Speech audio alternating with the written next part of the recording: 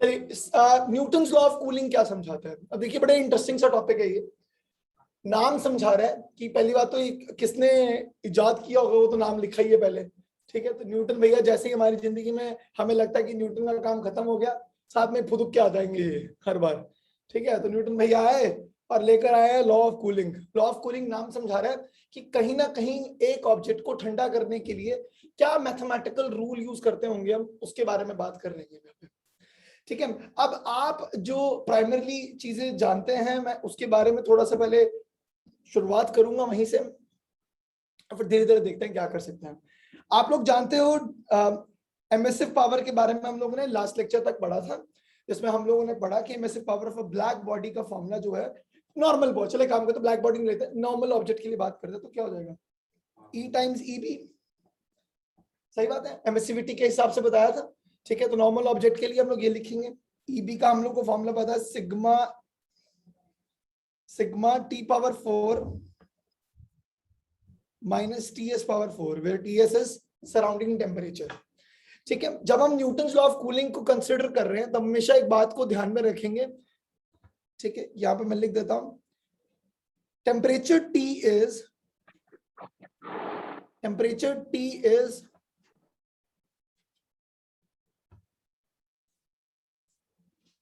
slightly more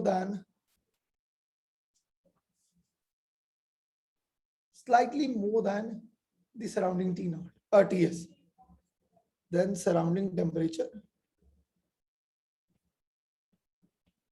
TS। ठीक है, surrounding से थोड़ा सा हम लोग टेम्परेचर ज्यादा कंसिडर करके चल रहे हैं। ठीक है, या मैं इसको ऐसे भी लिख सकता हूं कि temperature T is nearly equivalent to surrounding temperature. ठीक है, ये अभी हम लोग आगे डिनोशन क्योंकि यूज करने वाले हैं तो मैं यहाँ पर सामने से लिख के दे रहा हूँ। हायर है, लोअर है, वील टॉक अबाउट इट, मैंने स्लाइटली मोर लिख दिया है, जो भी होगा हम लोग बात करेंगे। प्राइमरली इतना समझ लीजिए कि टेम्परेचर जो है वो नियरली इक्वल टू सराउंडिंग है। ठीक है, तो अब इस ऐसे सिनेरियो में हम लोग E का बेसिक फॉर्मूला, E क्या होता है, अच्छा E को भी लिखा जाए तो क्या आएगा, dQ/dt अपॉन एरिया। करेक्ट है, तो मैं चाहूं तो उसको ऐसे भी लिख सकता हूं, dQ/dt into area is equal to E sigma T⁴ minus TS⁴। जी, कूल है, यहां तक समझ में आ रहा है? ठीक है, अब यहां पर देखा जाए तो मैं एरिया को भी उधर ले जाता हूं ताकि कंफ्यूजन ना रखूं, तो dQ को लिख देता हूं mc∆t। ठीक है, तो mc/dt upon dt into a, area भी उधर ले जाता हूं, E sigma T⁴ minus TS⁴। हाँ जी, ठीक है बच्चा। अब अगर ऐसे देखेंगे तो हम लोग सिर्फ वैल्यूज ही डालनी है, हम लोग देख लेते हैं कैसे चलेगा ये। ठीक है, अब मैंने क्या बोला डिनोशन में, temperature T is nearly equal to surrounding temperature. See, understand one thing, whenever we write a thing that it is nearly equivalent to that, तो when we add them up we can consider, देखो एक मैं बोलूं 100.001 को 100.002 के साथ add करना है तो आंसर नियरली 200 लिखा जा सकता है, लेकिन जब हम सब्ट्रैक्ट करते हैं तब हम उसको जीरो नहीं लिख सकते, क्योंकि जीरो मतलब कुछ भी नहीं हुआ, तो 0.00 something is something, it is not zero. ठीक है, तो जब हम लोग ऐसी अप्रोक्सीमेशन कंसिडर करते हैं तब हम एडिशन के टाइम पे दोनों टर्म्स को सेम कंसिडर कर सकते हैं, सब्ट्रैक्शन में हम लोग जीरो नहीं लिख सकते उसको। ठीक है, तो ये मैं क्यों बोल रहा हूं मैं भी समझाऊंगा।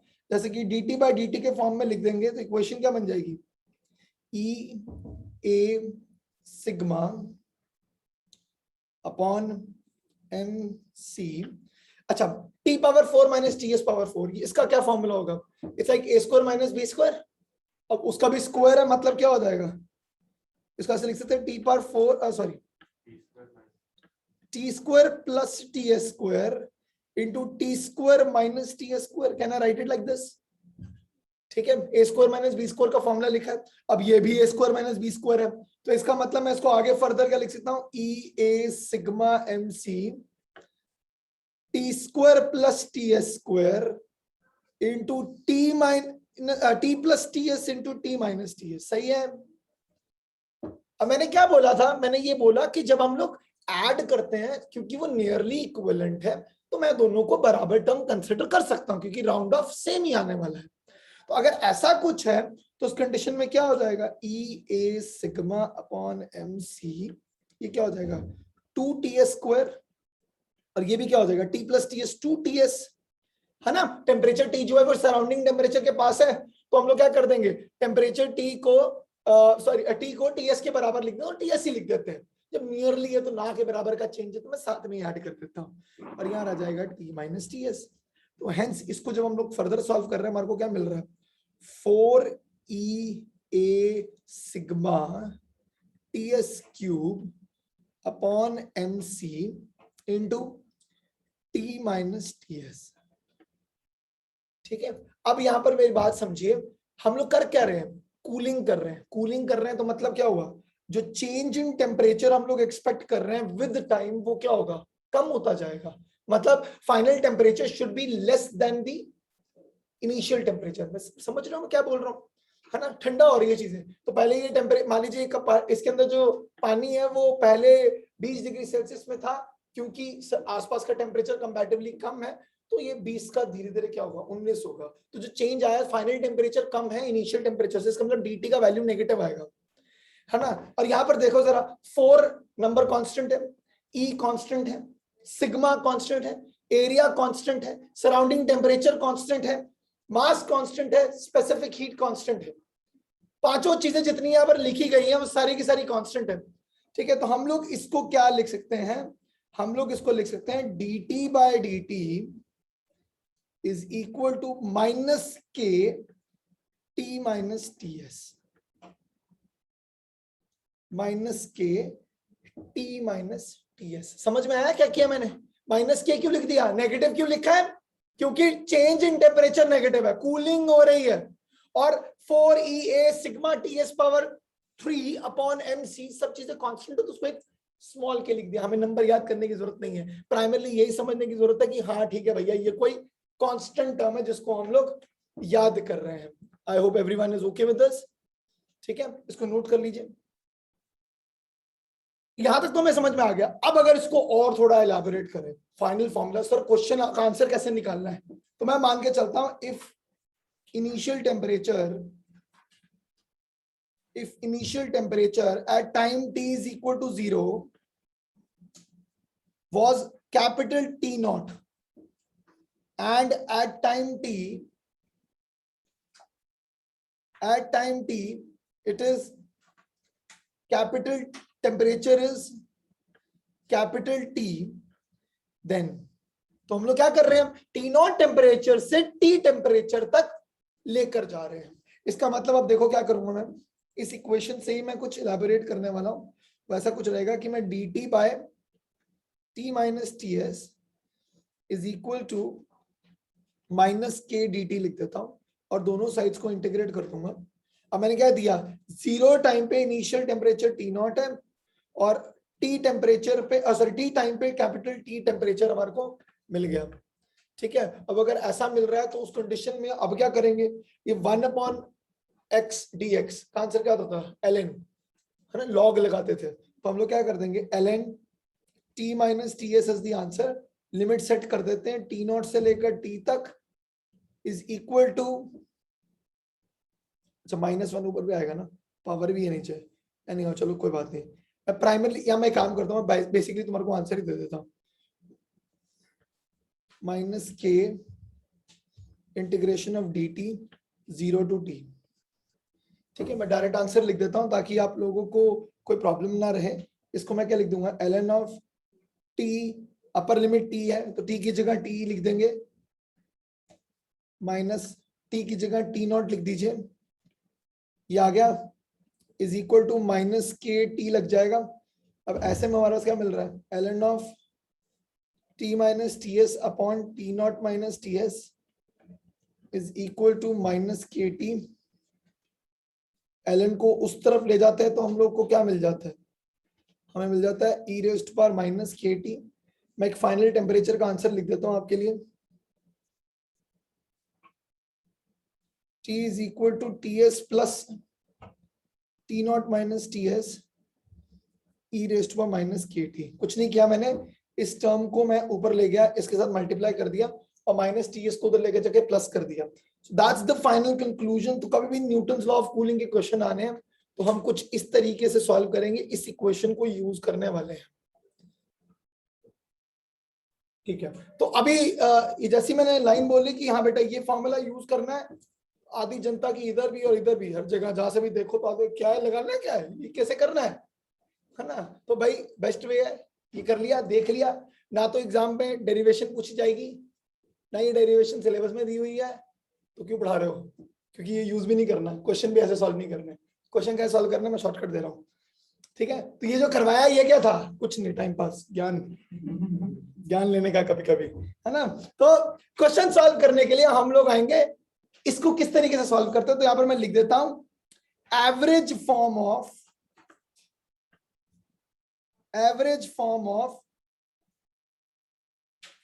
Newton's law of cooling. ठीक है, अगर किसी ने एनसीईआरटी खोली ना तो और ज्यादा मजा आएगा। ये ऊपर वाला कंक्लूजन था ना, आप बिलीव नहीं करोगे उसमें डेरिवेशन कितनी है न्यूटन्स लॉ ऑफ कूलिंग की। साइड पे करके दिखाऊं, मजेदार है, यहीं से करके दिखाता हूं, एवरेज फॉर्म मत करना। उसने लिखा कि ओके dq by dt किसके प्रोपोर्शनल होता है, कितना चेंज इन टेम्परेचर हो रहा है। सही बात है, dq क्या होता है, mc delta t is equal to k t minus ts, capital K। ठीक है, mc नीचे ले आओ, dt by dt किसके बराबर होगा, k by mc t minus ts। k by mc भी तो कांस्टेंट है, तो उसको लगा दो स्मॉल k, डिराइव हो गया। That's the derivation। देखो यही आंसर निकाला था मैंने, कहां गया मैं, ये रहा, dt by dt is equal to minus k t minus ts। कितनी आसान डेरिवेशन, सर क्या कराते रहते हो आप, है ना। तो ये करने का एनसीईआरटी में लिखा दोस्तों, मैं नहीं करा रहा, मैंने तो ऐसे ही ज्यादा ज्ञान दे दिया, इसलिए बोला वो जानकारी। ठीक है, एवरेज फॉर्म, और अच्छा क्वेश्चन दोनों से सॉल्व नहीं करना, तो क्वेश्चन किससे सॉल्व करना है, एवरेज फॉर्म से। एवरेज फॉर्म क्या कहता है, ये कहता है, सीधा एक फंडा याद रखना, तुम्हें फॉर्मूला समझ में आया, dt by dt is equal to k t minus ts। अब मैं यहां पर लिखूंगा, अगर आप लोगों को किसी क्वेश्चन में टेम्परेचर T1 से T2 में जाने में T मिनट्स या T सेकेंड्स जितना भी टाइम लगता है, ठीक है, T मिनट्स लगते हैं, तो हम लोग क्या करेंगे, यहां लिखेंगे T1 minus T2 by given time is equal to K into average temperature minus TS. एक दो क्वेश्चन सॉल्व करेंगे, आज समझ में ही आ जाएगा। ठीक है, T1 माइनस T2 जो भी चेंज इन टेम्परेचर आया है जितने भी टाइम में दिया है is equal to K times average temperature minus surrounding temperature. इस फॉर्म को हम लोग याद रखेंगे, इसी फॉर्म के ऊपर कुछ क्वेश्चंस आते हैं। चलिए एक आधा कोई क्वेश्चन भी लिख लेते हैं ताकि तो फिर वो जो आपने पहले डिराइव किया उस पर कुछ नहीं आएगा। नहीं, वो आप लोगों को क्वेश्चन पे कोई क्वेश्चन नहीं आने वाला है सर ऊपर ऊपर वो माइनस के था, यहाँ प्लस के है। कोई बात नहीं, वो कोई फर्क नहीं पड़ता, माइनस के लगा दे कोई फर्क नहीं है। ठीक है, इररिस्पेक्टिव, क्योंकि आप लोगों को फर्क नहीं पड़ेगा, आप लगा दीजिए, टेक्निकली देखना तो माइनस के लगा सकते हो आप, पर मैं कैलकुलेशन में ज्यादा कोई फर्क नहीं आने वाला, इसलिए माइनस को इग्नोर ही कर देता हूँ, क्योंकि नेगेटिव दिखते हैं हम लोग एनालिटिकल मिस्टेक्स करने शुरू कर देते हैं, वो केयरलेस मिस्टेक शुरू हो जाती हैं, तो इसीलिए मैं इग्नोर कर रहा हूँ। मैं आप लोगों को वैसे भी शॉर्टकट लगाना ही सिखा रहा हूँ, तो उसी को यूज करिए। ठीक है, चलेगा, एक क्वेश्चन लिख लेते हैं। क्वेश्चन क्या कहता है, कहता है the temperature of a body in a surrounding of temperature 16 degree Celsius, मतलब सराउंडिंग टेम्परेचर 16 दिया हुआ है, falls from 40 degree Celsius to 36 degree Celsius in 5 minutes. तो 40 से 36 5 मिनट में आया। Find the time taken by the body to reach temperature 32 degree Celsius. तो K जो है वो हमेशा कांस्टेंट रहता है, किसी भी टेम्परेचर पे जाता रहो, वो जो के है वो कांस्टेंट रहेगा। तो क्या करना है, सिंपल बात है, T1 minus T2 upon given time is equal to K T1 plus T2 by 2 minus surrounding temperature. ये है एवरेज फॉर्म का फॉर्मूला। ठीक है, तो टेम्परेचर 40 से 36 गए 5 मिनट में, तो 40 प्लस 36 बाय 2 एवरेज निकालेंगे माइनस 16। तो उसको सॉल्व करें तो क्या आएगा, 4 by 5 is equal to K, average निकालो 38 माइनस 16 आ गया, इसका मतलब 4 by 5 is equal to K into कितना आ गया 22। सही है, तो अब अगर मैं इसको कैंसिल करूं तो मेरे पास क्या बच जाएगा, k is equal to 2/55 solve करने के बाद, ठीक है। k का वैल्यू मिल गया मुझे 2/55। अब वो कहता सराउंडिंग टेम्परेचर भी चेंज नहीं होने वाला है ना, k का वैल्यू भी मिल गया, उसी k के वैल्यू को हम लोग पुट इन करने वाले हैं। वो कहता है कितना टाइम लगेगा अब नेक्स्ट 32 डिग्री पे जाने में, 32 तक जाने में कितना टाइम लगेगा। तो नेक्स्ट भी क्या है, कहां से कहां तक गए थे हम, 40 से लेकर 36 तक। तो अब हम 36 से 32 जाएंगे और टाइम निकालेंगे। तो नेक्स्ट क्या आ जाएगा, k सेम रहेगा। सो 36 से 32 जा रहे हैं in a certain given time, k into 36 plus 22, oh sorry 32 minus 16, तो मेरे को क्या मिलेगा यहाँ पर 4/t is equal to k का वैल्यू क्या है 2/55 into इसमें क्या एवरेज मिलेगी 34 minus 16, सही बात है। तो मेरे को क्या मिल गया 4/t is equal to 2/55 into 18, सही है। तो अब यहाँ पर देखा जाए तो कैंसिल कर देते हैं, ये कैंसिल हो गया 2 आ गया, ये भी कैंसिल कर देते हैं, ये 9 आ गया। तो टाइम क्या मिल जाएगा, टाइम आ जाएगा, सॉरी टाइम आ जाएगा 55/9, 9 6 54, ठीक है 0.1 करेक्ट है। तो 10 आ गया, बस अब चलते रहो 1 1 लिख दो, 6.1 मिनट्स इतना टाइम लगेगा टू कम फ्रॉम 36 टू 32। यहां से समझ में आया कि जैसे जैसे चीजें ठंडी होती जा रही है उतना ही रेट, उतना ज्यादा टाइम लगेगा to bring the temperature by the same difference, उसको ज्यादा समय लगना शुरू हो जाएगा क्योंकि कूलिंग रेट बदल रहा है और सराउंडिंग टेम्परेचर उतना ही सेट है। चलिए और क्वेश्चन पढ़ रहा हूं मैं। In a container some water is filled at temperature 50 degree Celsius, it cools to 45 degrees Celsius in 5 minutes and to 40 degrees Celsius in next 8 minutes. Find the surrounding temperature. Okay.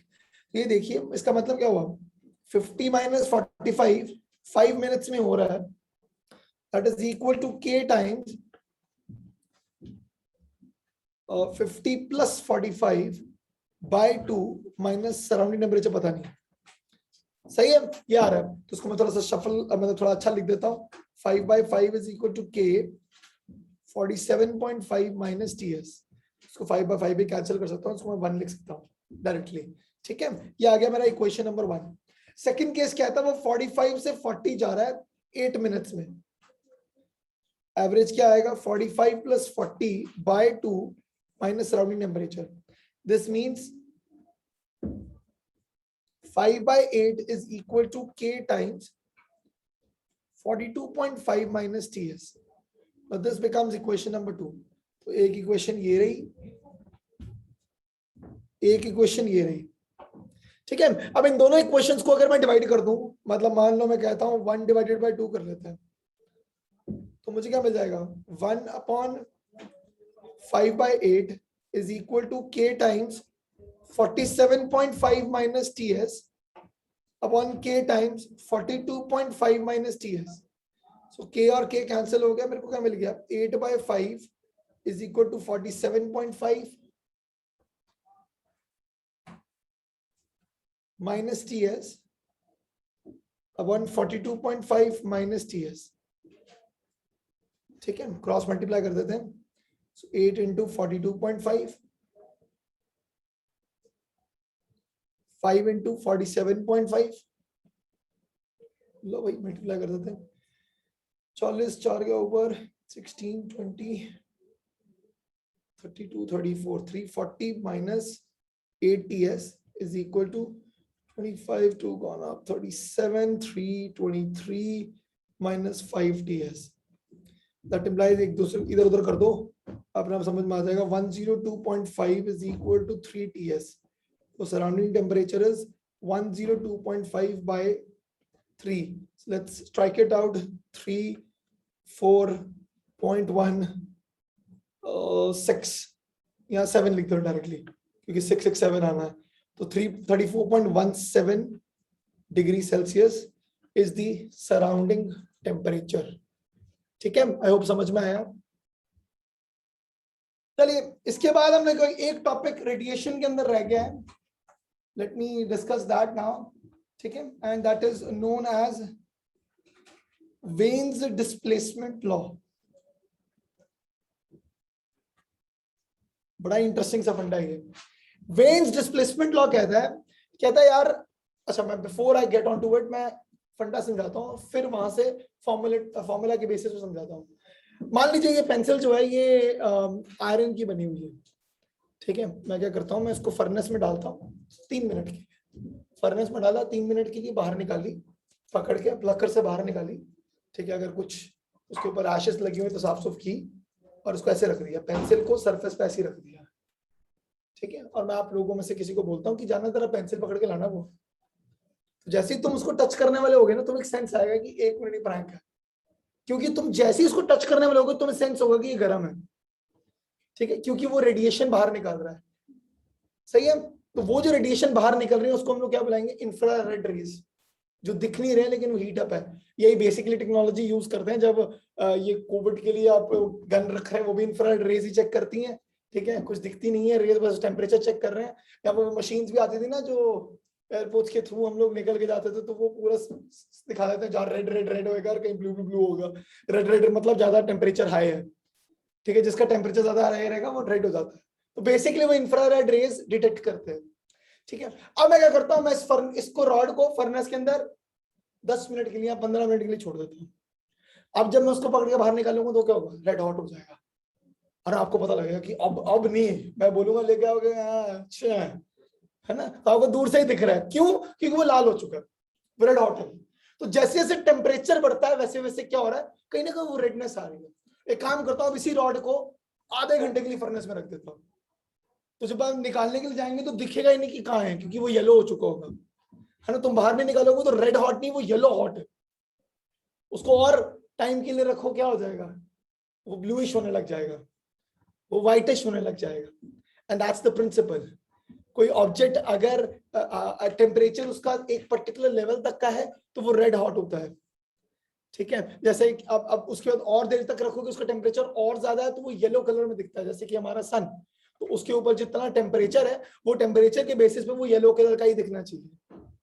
कुछ ऐसे stars हैं जो blue light देते हैं, कुछ ऐसे stars हैं जो व्हाइट भी फायर देते हैं, ठीक है। उन दोनों को अगर हम लोग कंपेयर करेंगे तो यही हो रहा है। यहां से हम लोग क्या सीख रहे हैं, ये सीख रहे हैं, देखो आप जानते हो रेड की वेवलेंथ सबसे ज्यादा है, ब्लू की वेवलेंथ कंपैरेटिवली कम है, या व्हाइट की और कम है। तो इस कंडीशन में क्या हो रहा है, जैसे जैसे टेम्परेचर बढ़ रहा है वैसे वैसे वेवलेंथ घट रही है। ये समझ में आ रहा है ना। तो एग्जाम्पल से आपको याद भी रहेगा, टेम्परेचर ज्यादा बढ़ा दोगे तो रेड हॉट होगा, और बढ़ा दोगे तो येलो हो जाएगा, और बढ़ा दोगे तो वो ब्लूइश हो जाएगा, व्हाइट हो जाएगा, ठीक है। तो हेंस वेन्स डिस्प्लेसमेंट लॉ बोलता है wavelength is inversely proportional to temperature.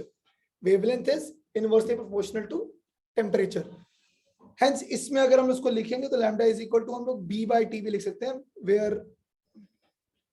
where b is known as Wein's constant, ठीक है। क्या बोलेंगे, Wein's constant। तो ये b का वैल्यू कितना होता है, this is 2.89 into 10 raised to power -3।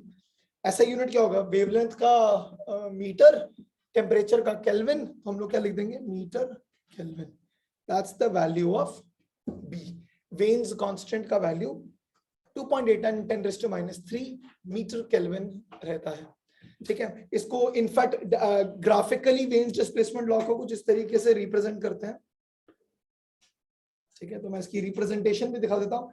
ये और कुछ नहीं बल्कि एमिसिव पावर है, जितनी एनर्जी है, ठीक है। ये हमारे पास वेवलेंथ आ गया, so the graph goes like this.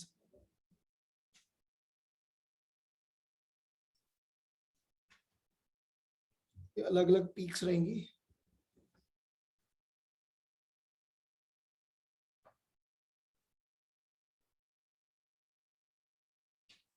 Something like this. ये सबसे ज्यादा टेम्परेचर पे होगा, मान लो 1700 केल्विन एग्जांपल ले लेते हैं, ये 1500 केल्विन, ये 900 केल्विन। अब आप देखेंगे पीक्स की जो वेवलेंथ है वो अलग अलग है, एक ये वेवलेंथ है, एक ये वेवलेंथ है, एक ये वेवलेंथ है। तो जैसे जैसे टेम्परेचर कम होता जा रहा है वैसे वैसे वेवलेंथ टुवर्ड्स पॉजिटिव मूव करती जा रही है, मतलब वेवलेंथ बढ़ती जा रही है। तो टेम्परेचर बढ़ेगा तो वेवलेंथ घटेगी। This is the condition for veins displacement law. चलिए एक प्रॉब्लम भी कर लेते हैं। ओके क्या कहता है ये क्वेश्चन? कहता है the filament of a 100 what bulb, मैं काम करता हूँ गिवन डेटा लिखता रहता हूँ, पावर दी हुई है 100 what, has an area okay 0.25 centimetre square, तो मैं काम करता हूँ 25 इंटू 10⁻⁻6 मीटर स्क्वायर लिख देता हूँ, क्योंकि 0.25 का 10⁻2 हो गया, सेंटीमीटर स्क्वायर को मीटर स्क्वायर में कन्वर्ट करेंगे तो 10⁻4 हो गया। And behaves as a perfect black body, तो कूल, मतलब परफेक्ट ब्लैक बॉडी टर्म सुनते हैं हम लोग के बाद दिमाग में क्या आएगा? स्टीफन्स फॉर्मूला, ठीक है, कि सिग्मा टी पावर 4 लगाओ काम आ जाएगा, ठीक है। Find the wavelength corresponding to the maximum, okay fine, कोई प्रॉब्लम नहीं है। सो पावर दिया हुआ है, एरिया दिया हुआ है, इसका मतलब हम लोग एमिसिव पावर के कॉन्सेप्ट को यूज कर सकते हैं। ई का वैल्यू क्या होगा? पावर अपॉन एरिया, तो 100/25 इंटू 10⁻⁻6, इसका मतलब 4 इंटू 10⁻6 वॉट पर मीटर स्क्वायर, सही है। ई निकल गया। अब ई का फॉर्मूला क्या होता है? क्योंकि परफेक्ट ब्लैक बॉडी है तो सिग्मा टी पावर 4 आएगा। ई का वैल्यू है 4 इंटू 10⁻6, ई क्या होता है 5.67 into 10⁻⁻8 into temperature power 4। This implies हम लोग इसको लिख सकते हैं 17/3, सही है। तो इसका मतलब आ जाएगा 12/17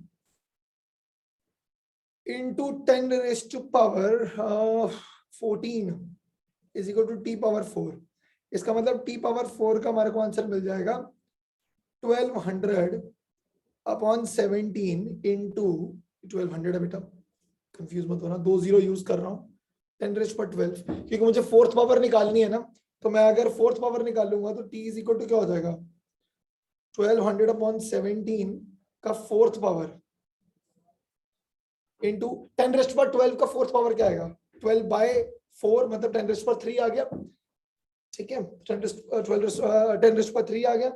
अब 1200 मतलब 1296 6 का होगा पावर 4, ये तकरीबन 5.8 और 16 किसका होता था 2 का, तकरीबन 2.1।